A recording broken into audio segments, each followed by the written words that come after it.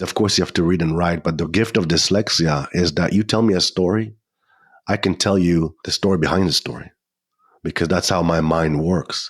You give me a problem, I'll give you 100 solutions, all different, because I can see through and above. I can connect things that are not linear.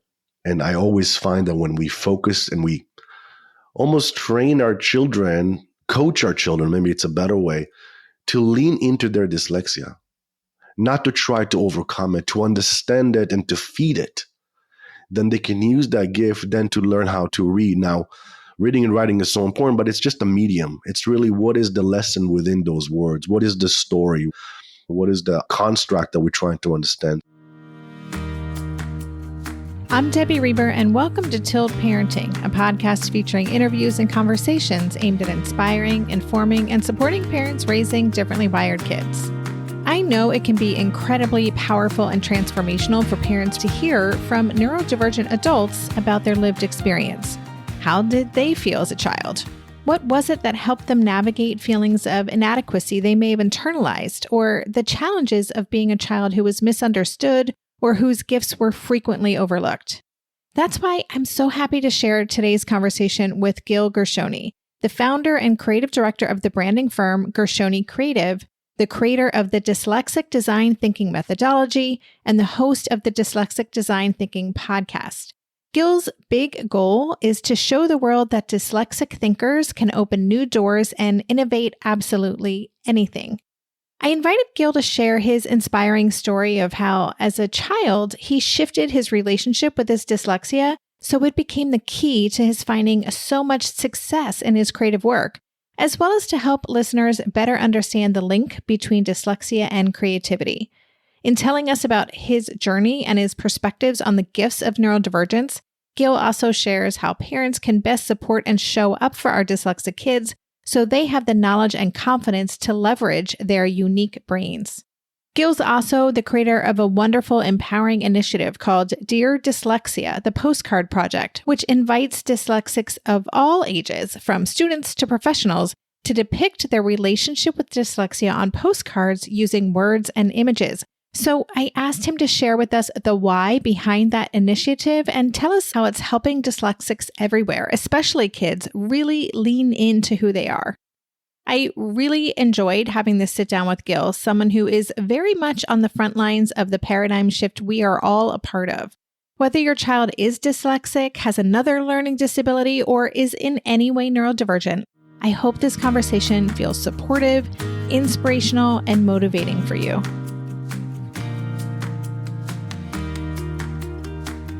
Well, hey, Gil, welcome to the podcast. Thank you so much for having me. Yeah, I have been wanting to have you on the show for a while. I think it was someone in my community who first turned me on to your work. I watched a talk that you gave for a summit or an event about your work in dyslexia and your advocacy and just all the incredible things that you're doing. And I thought it would be great to just bring you on the show and learn more about you. I think you're so inspiring, especially for parents raising kids with learning disabilities, to do that so important reframe. Let's start by introducing you to people. I've already read your formal bio, but would you give us a little bit of your story and maybe growing up dyslexic and how that kind of shaped who you are today? Absolutely. So I always love to start by explaining that I was born with dyslexia. It's not something I'm working to get over because I'm dyslexic through and through. It's also important to know that there's many different types of dyslexia. And I'm very comfortable with my view, but maybe somebody that's listening is slightly different. So like anything, like any other modality, it's a spectrum. So I'll come from my perspective. I was born and raised in my early years in Israel. And at the time, dyslexia was not a big diagnosis. People didn't know. So until my 5th grade in Israel, I used to get a lot of comments from the teacher that he's the sweetest boy, but he's not going to amount for much. He's slow, he's lazy, he's stupid, and things like that. And it was always done with a lot of compassion, but that doesn't usually work well. But I really struggled with learning because learning in a traditional kind of way was not the way my brain works. And I've tried so hard. My mom and my dad were so supportive, and it says he's not lazy and stupid. I mean, he worked so hard. after school, on the weekends, during holidays, tutoring, trying every angle. So I definitely was very driven to try to be average. That was kind of my goal in life. Until we switched schools right around that time, and there was a new teacher that was really more aware of some learning differences and says, wait a second, I have a feeling that he's dyslexic.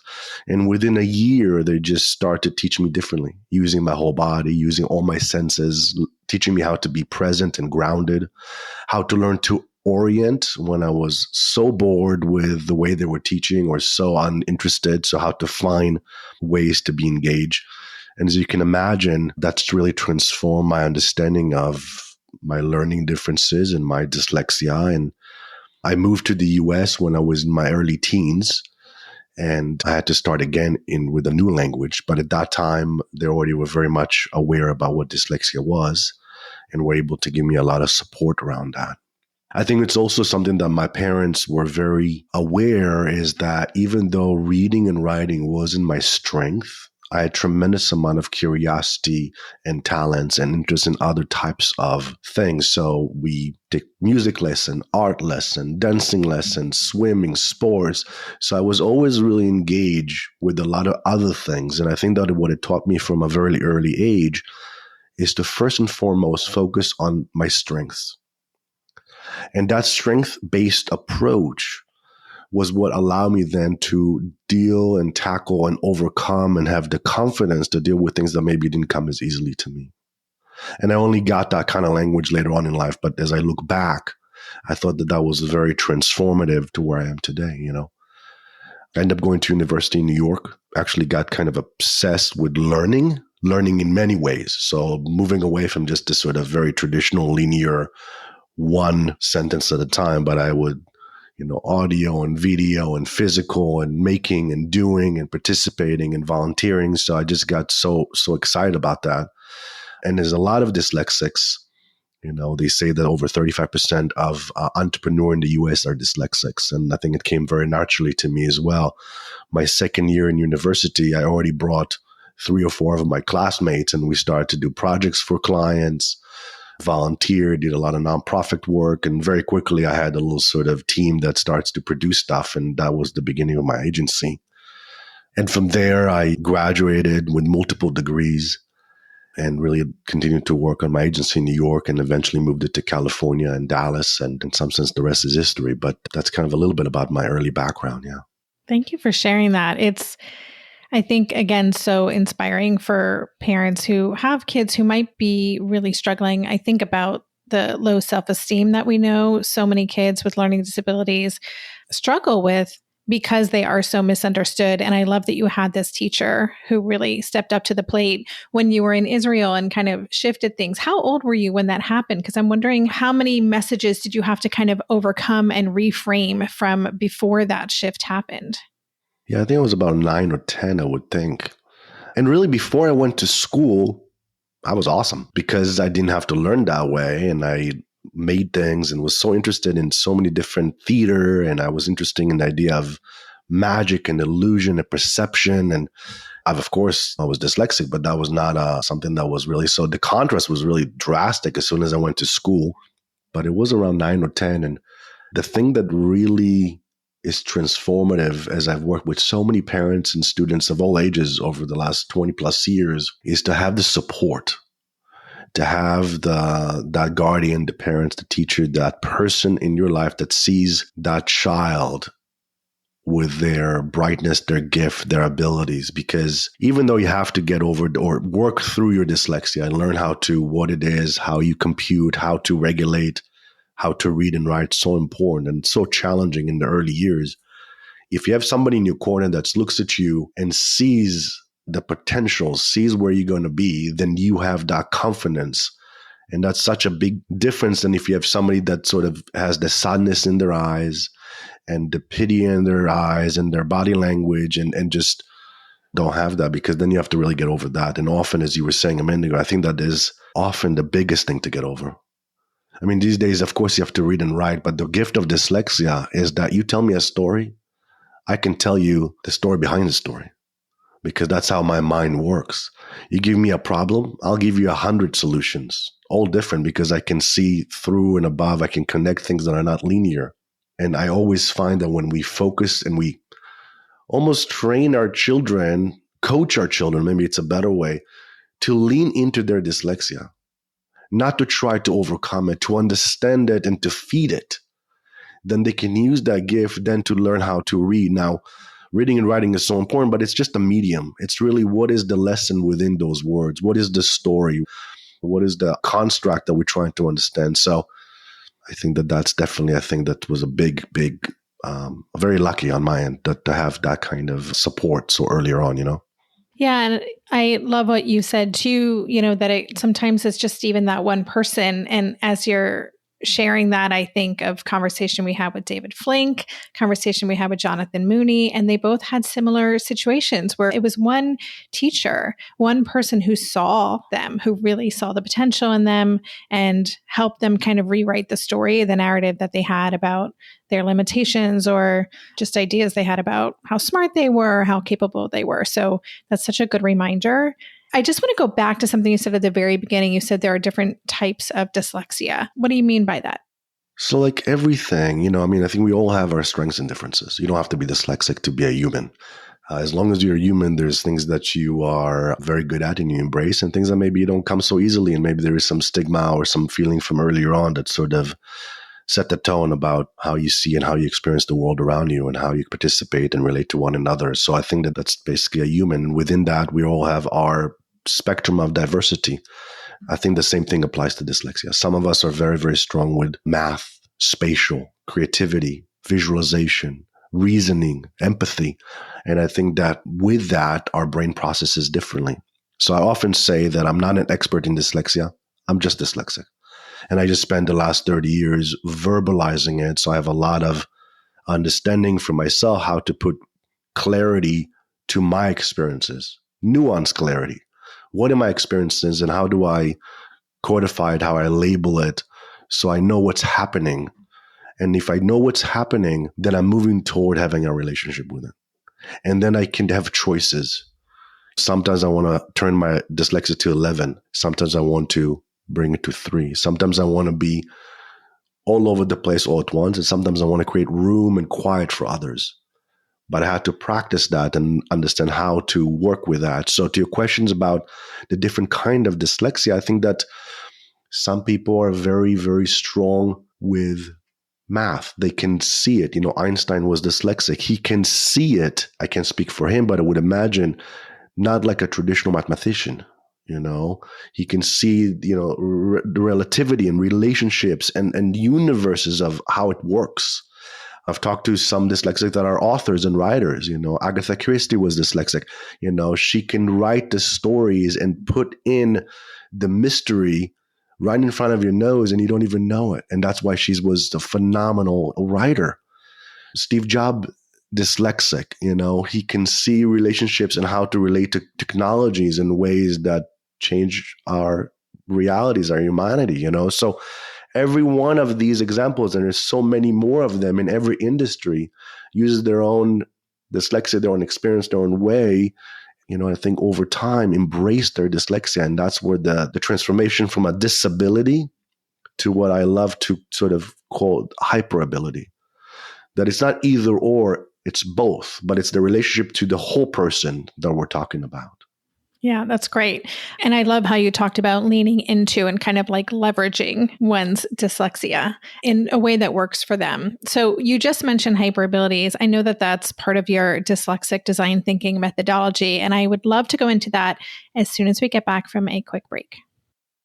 Maybe I've watched too many seasons of The Amazing Race, but every time I have to go somewhere on the subway, I treat it like a competition. It's all about making the right gut decisions about which route will get me there the fastest. Sometimes those decisions get me where I'm going early, and other times my gambles don't really pay off. Probiotics can't help with most gut decisions, but if your gut needs a little support, Ritual has your back. Their Symbiotic Plus, a 3-in-1 supplement, has clinically studied prebiotics, probiotics, and a postbiotic to support a balanced gut microbiome.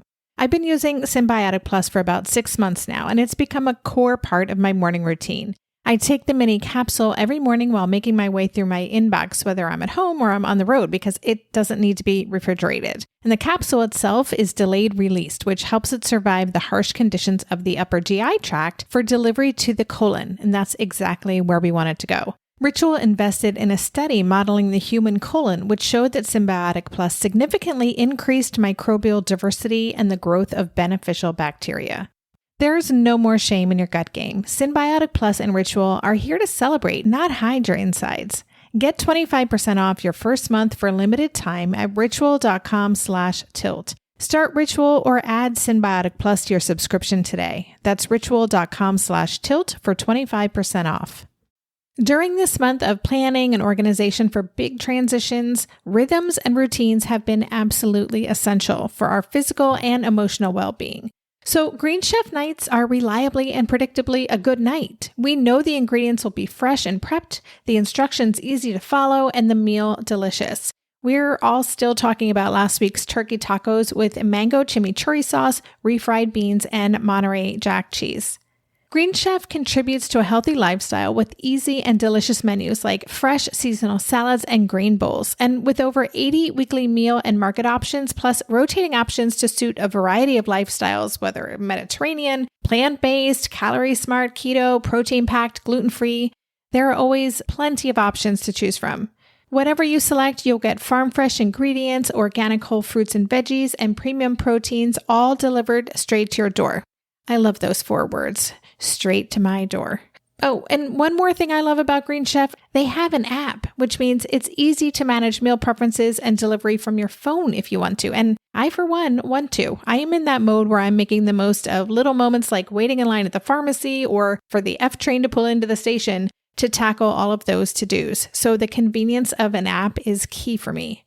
Green Chef has a special offer for Tilt listeners. Go to greenchef.com/tilt50 and use code TILT50 to get 50% off plus 20% off your next 2 months. That's 50% off plus 20% off your next 2 months when you use the code TILT50 at greenchef.com/tilt50.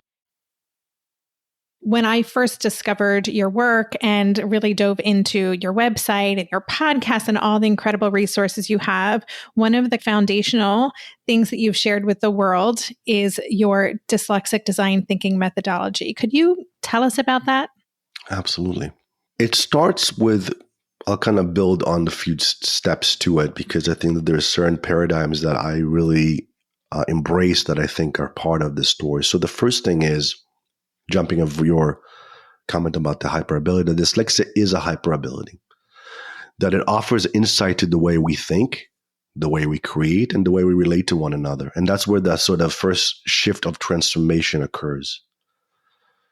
At Gershoni Creative, my agency, it's design, branding, and strategy agency. It's so important to me to embrace both the dyslexic part, but also the non-dyslexic. Because I think that none of it is in isolation. So it's really how do we work together with others as early as, as 6 and as senior as 80s. But how do we find a way to relate to one another with our differences, So Dyslexic Design Thinking has really become integrated into the way we work at our agency, with our clients, and with our greater community. And it's really some of the way we codify some of the learnings we have in order to be able to bring it to our neurodiverse team and find a way to relate to one another. I guess about 15 or so years, I started Dyslexic Design Thinking. It was based on the idea that dyslexia is the hyperability that offers advantages in helping people in all those kind of things. The first thing I did is we put together a talk that was at South by Southwest, and from there, it grew to some talks, salons, articles, podcasts, art exhibitions, and beyond. So I definitely was leaning into my dyslexia, and I was feeding it aggressively. So as dyslexic, I often say that if I have one thing to do, I get stressed out. But if I have 100 things to do, then I'm in my happy space, I think it's important to know that it's based around the idea that it's about divergent thinking and nonlinear ideation that can help us generate unexpected ideas.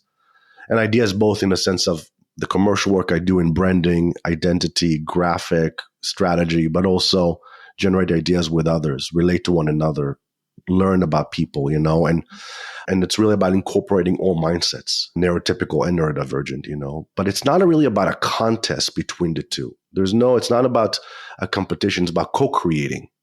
It's about realizing that, each one of us bring a different insight. And by listening with our whole body to each other and jumping off of each other's idea and playing together, it drives that exchange. And often the outcome is the last part. And most people say like, oh, we're doing it for a certain goal. But really the goal is the co-creation and the play, because you end up coming to the outcome with a lot more mutuality and insight, than if you didn't do that. And if you slow down, it's something that I think it's such an important part to relating to your dyslexia is slow it down, because you're still going to see a universe of possibilities, but you're going to be in the blink of an eye. You're going to be able to see so much more than if you just drive your energy right through it, and that's allows them to manifest original ideas, and often because we're slowing down, we actually arrive quicker. And it's such an interesting thing. Most people's like, wait a minute, if we slow down, how are we going to get there quicker? Because we're going to understand what it is we're trying to do much sooner. And then our creative effort will be really hyper-focused about what we truly agree is the problem we're trying to address. And therefore, together we arrive. One of the metaphors that I love to experience, or at least for me, is when I was younger, I always felt as a dyslexic, my mind goes so fast that I always had to slow down for everybody else. And it was such a sense of frustration because, and my wife always used to get me on this, I would ask her a question. By the time the question came out of my mouth, I already knew the answer because my fast mind looked at all the possibilities and I had to wait for her to think about it in a very brilliant but different way. And she always like, you're setting me up. And then eventually I realized that actually if I make room for me and her insights are so insightful and so different than mine that together is better, and it's so much nicer to arrive at that viewpoint with your community versus alone. So that's kind of like the foundations of how we got there. But really, dyslexic design thinking is based on two different ideas. The first one is design thinking. And design thinking is a problem-solving approach that's based on roughly around 5 steps. One is empathy, really putting yourself first and foremost in the shoes of the other. And then be able to kind of define and then ideate and then prototype and then test. And I've talked to different organizations in different sectors that says, wait a second, but we're not designers. Design thinking is actually a methodology that can apply to anyone. If you are a doctor, it's really putting yourself in the patient's shoes and understanding some of the challenges, what are their experiences, and how can you be more compassionate and more empathize with their experience so you can be better at what you do, relate to them as a human, understand how to bring more health to their experience. And then dyslexia thinking, I think it's common for a lot of dyslexic, is we're very, very good in visualization. What does mean to me is that I can actually see it completely in my mind. I don't have to draw it or sketch it or model it. So if I have an idea, in a blink of an eye, I can close my eyes and actually see it in its full manifestation. Imagination is a very, very strong skill that I have. I can imagine worlds, again, with ease. Because written and writing wasn't my strong medium of communication, I've learned to, in some sense, almost overinvest in verbal communication. So communication became a very strong thing. And a lot of dyslexic have it is that we just sort of, how do we develop a different skill set or a different sense because some of our other senses are maybe not as keen as others. I think a lot of dyslexic are very good in reasoning, really finding ways to explain and tell the story or market or invent or find a solution that's not apparent to the eye because they can see connections between different modalities. They can see how they affect one side of a business or an idea or of a brand or a communication that would then have ripple effects in other parts of the organization. And I think the last thing is this idea of curiosity and exploration. Because I see language and letters as negotiable symbols, it's very difficult to read. But I always explore those as shapes, as symbols. As I move them around, I can see through them, above them. I can change them in the blink of an eye. And of course, that can be viewed as a disability when you're trying to read. But you take the same idea everywhere else, that's innovation. That's exploration. That is looking at the world for the first time every time. And as you get older, you have life experiences, but you still have that sort of childlike astonishment and curiosity that when we feed our dyslexia, it gives us, as some likes to call it, a superpower. I often say that it's very difficult for me to do things linearly, i.e. going from one letter to the next to read the sentence, because my mind leaps. Dyslexics can fly. And as parents, if we help our children feel the confidence and they know that we're there to catch them if they fall, they will spread their wings quicker than you can imagine. I think that those are sort of the two sides of the dyslexic design thinking methodology that then we apply often to our commercial work, but to pretty much everything I do. I love the way you just described that for us. I think it's something we talk a lot about in this community is there are so many strengths with all different ways of being neurodivergent, these hidden strengths, and how do we kind of leverage them and show up. And I just was really wonderful to see inside your mind a little bit about what you do, how you experience things, how you're able to manipulate things in your mind and come at it from that kind of really visual, creative point of view. So thank you for that. I want to talk about the parenting experience, and we'll take a quick break and then let's get into that a little bit. Hey there, it's Debbie. I love making this show and sharing conversations about how to support our awesome neurodivergent kids. I've seen how even one little insight from an interview can spark a big shift in daily life. But I know that raising complex kids can be messy and lonely. And just when we think we figured it out, something comes up that boots us right back to feeling overwhelmed and stuck. That's why I've poured everything into creating a way for parents like us navigating complex parenting journeys to join together and chart a path that feels positive, hopeful, and doable.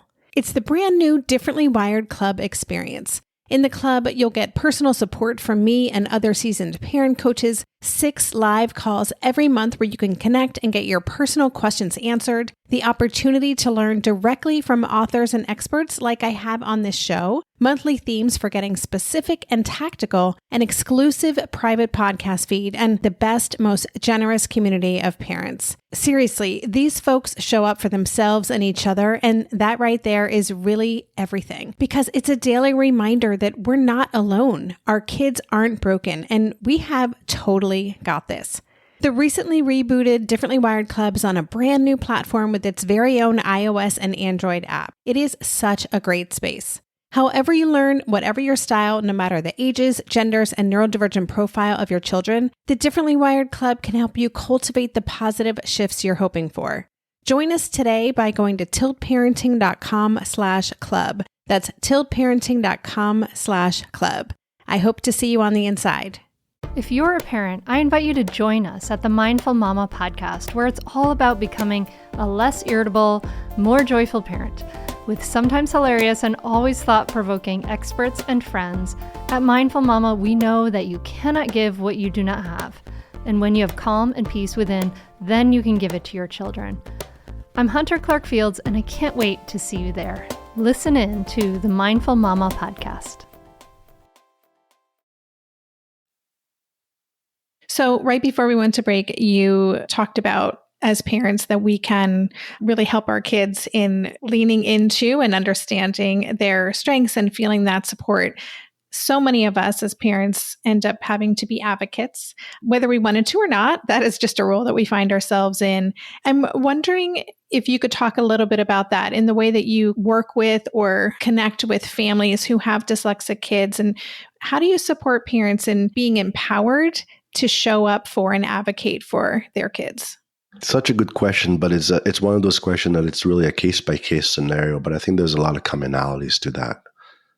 When I tried to read when I was younger, for me, I didn't realize that, as I was saying before the break, that everything was negotiable. I didn't understand what did that really mean. And what I know my teachers and my tutors and so forth really tried to teach me how not to make it negotiable. And that was a sense of frustration because that's the way I'm through and through. Like, Tell me it can't be done. I'm the first one to find a solution to get it done. Tell me we can't afford it. I'll get the budget. Tell me we can't, to me, that is where the fun begins.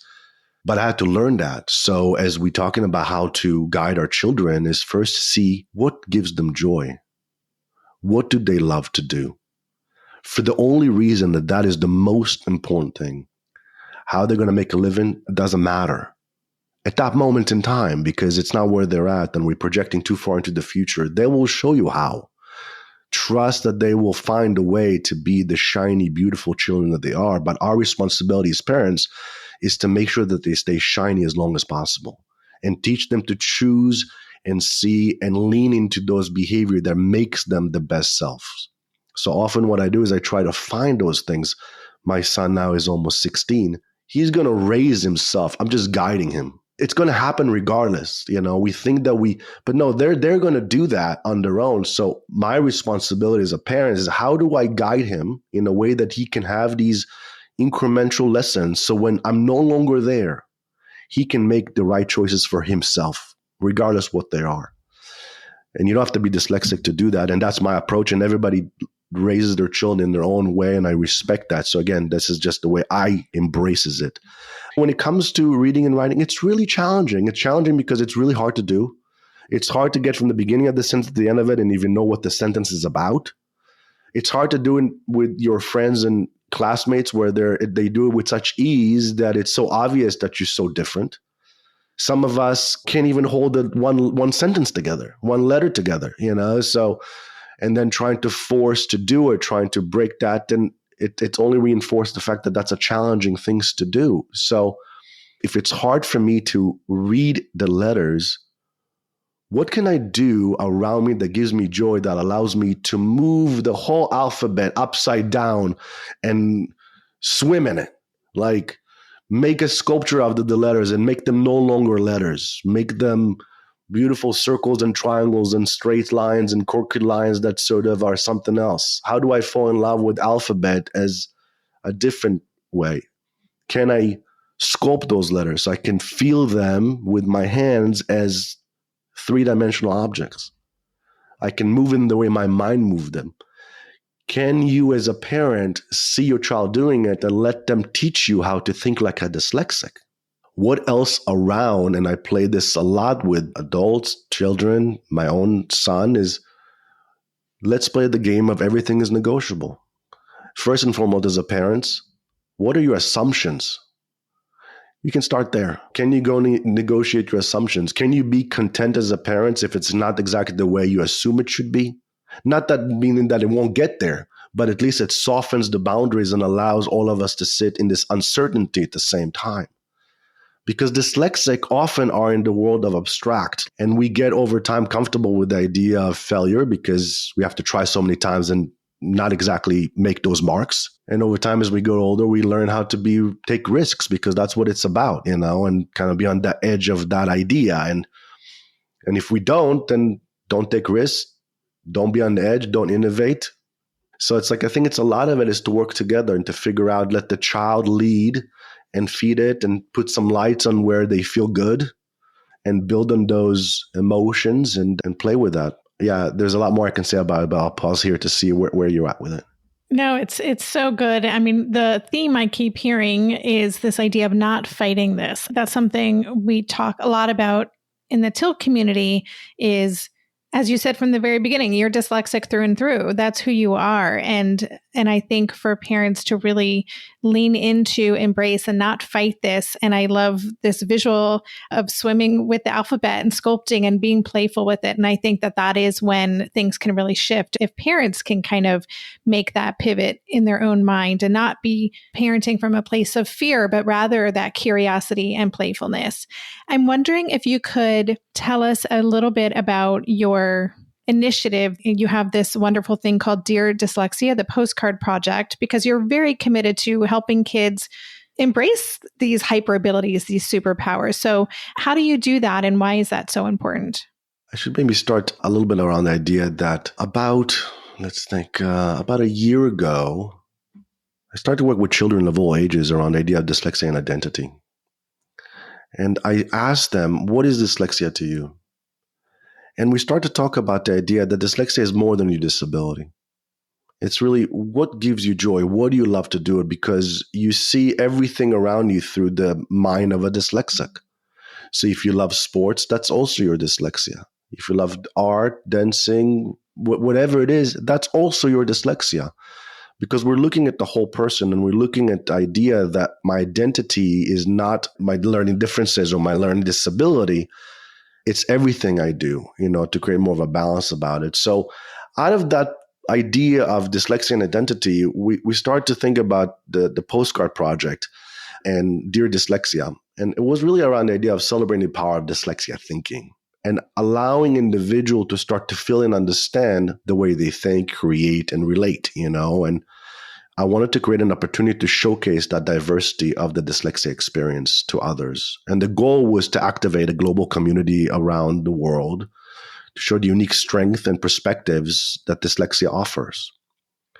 And as I said earlier, what I call the hyperability. So we had an exhibition about a year ago or so, almost to date, was called Dyslexia Dictionary. And this was in California, and I brought about 9 artists, politicians, mathematicians, designers, fashion designers. And I asked them to redefine dyslexia. They're all kind of in their height in their career. If you had to put a new definition in the dictionary, so they all chose a word and wrote it up like the dictionary definition. And then each one of them created within their own discipline and medium and expressions of it. So the fashion designer did these phenomenal garments. And Gavin Newsom, the governor of California, which is dyslexic, he wrote a book about his experiences through sports and how he embraced his dyslexia. His word was superpower. And the 10th artist of the show, I invited kids to create a postcard. And the prompt on top was dyslexia is to me. And you had to put a single word in it. And then use the rest of the space to express that word for yourself. And I have to tell you, the kids stole the show. Not that every postcard was, sunshines and rainbows. Some of them were really heartfelt and moving and challenging and just like, heartbreaking. But to seeing hundreds of these children from all over, at the time, the world, expressing it together was really transformative. And after the show closed, the postcard kept arriving.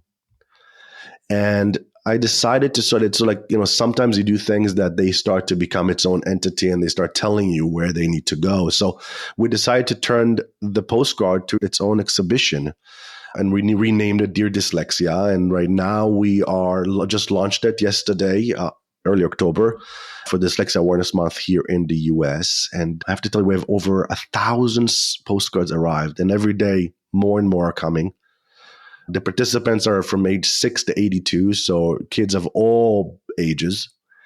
We have over 30 schools around the U.S. from New York, Texas, Washington, California, and beyond. We're having some events in New York, in Washington, D.C., and in California, both physical and online events. And every postcard that we receive, we scan it, we put it on our online gallery, as well as the physical exhibitions.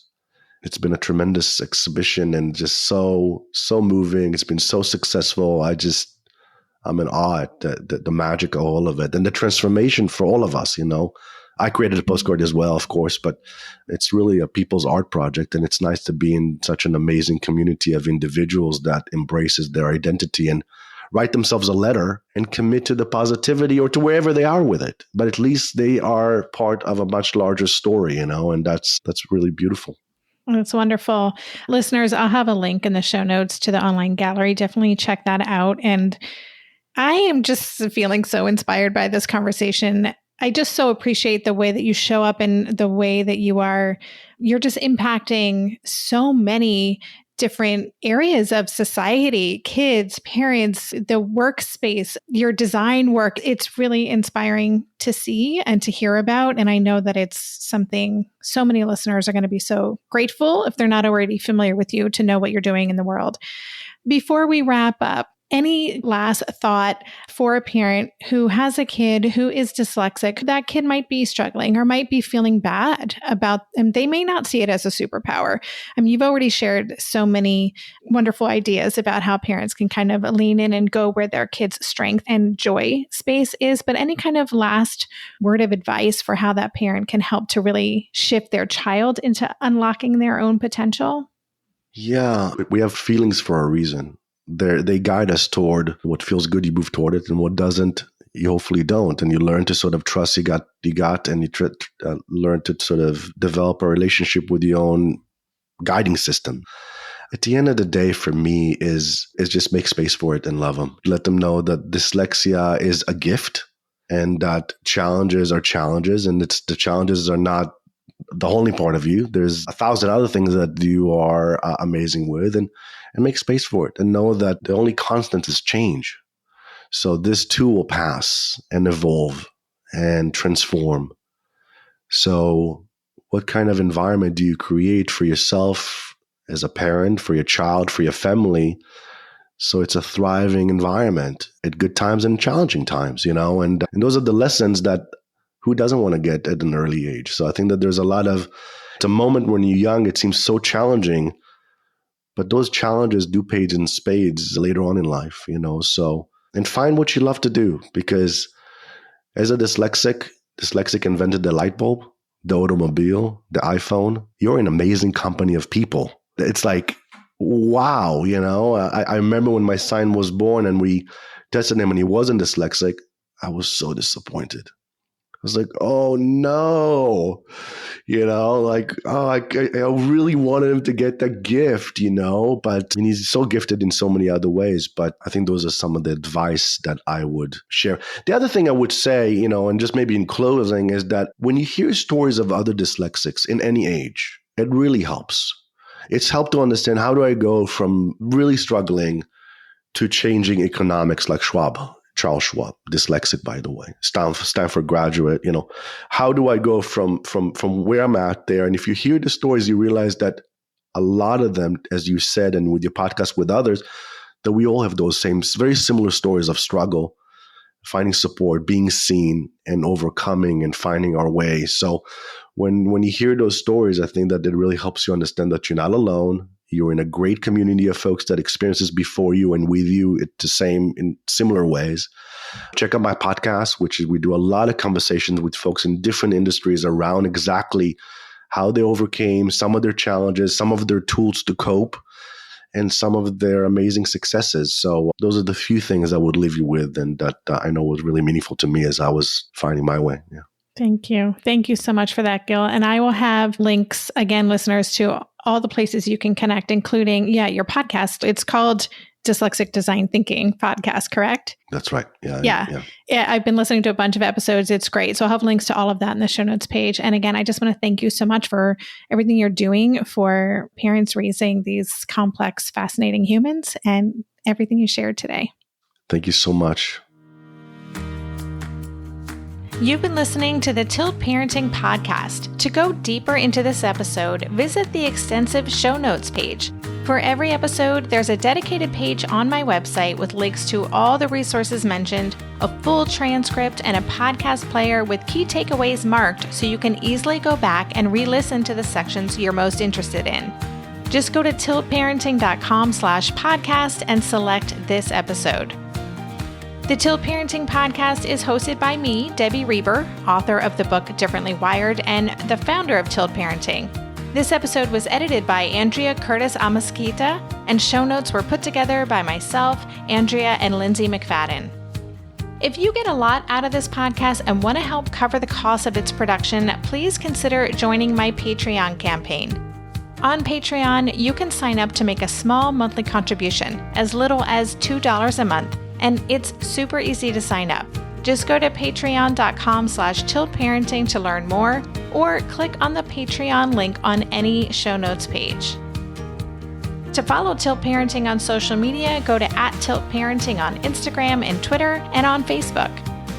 Lastly, please help this podcast stay visible and easily found by the listeners who need it by subscribing and leaving a rating or a review on Apple Podcasts or wherever you listen to podcasts. Thank you so much. And that's all for this week. Stay safe, stay well, and take good care. And for more information about this podcast or any of the resources that Tilt offers, visit tiltparenting.com.